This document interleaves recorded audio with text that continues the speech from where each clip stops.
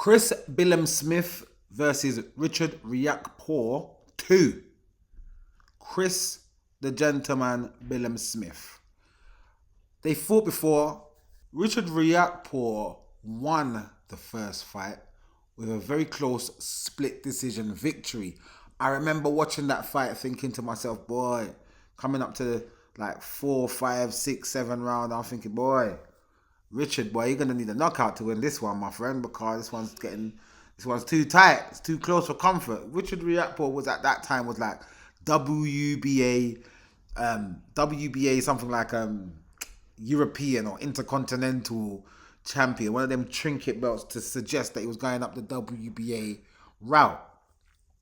And he wins the fight with a controversial, well, I wouldn't say controversial. He wins the fight with a split decision victory. Now, for me, what actually gave him that separation to win that fight was he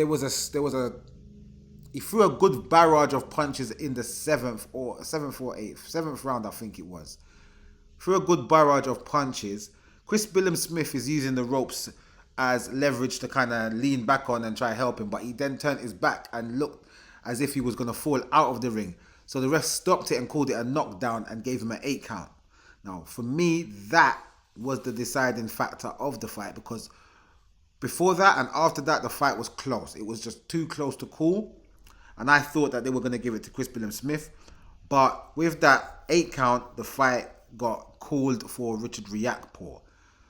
So after that, I was thinking that Richard Riakporhe would go on and fight the WBA champion. He's high in a lot of the sanctioning bodies' rankings, and as a result of that, he gets ordered to fight Jay Obataya, who's the IBF champion, and he doesn't have that fight. He pulls out of that fight. Then they make arrangements for him to have this fight with Chris Billam-Smith. But before all of that happened, at the same time as that's going on, Chris Billam-Smith is edging towards a fight with Lawrence Okoli, who at the time was the WBO champion.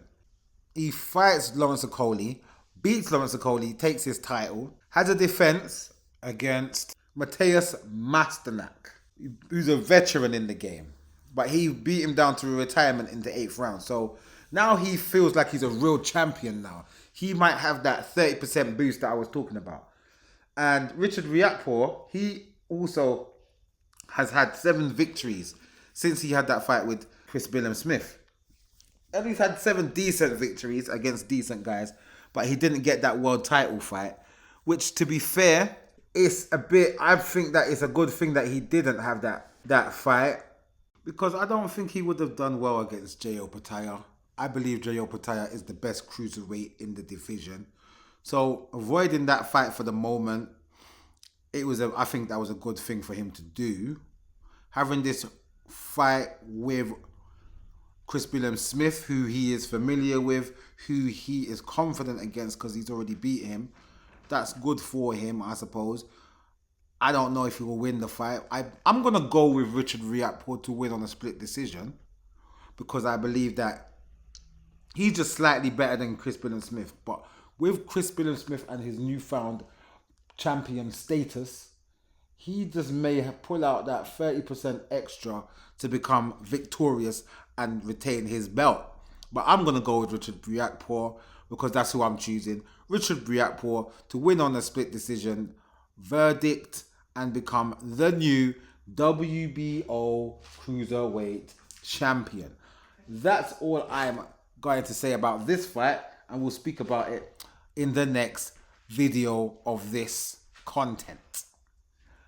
Peace.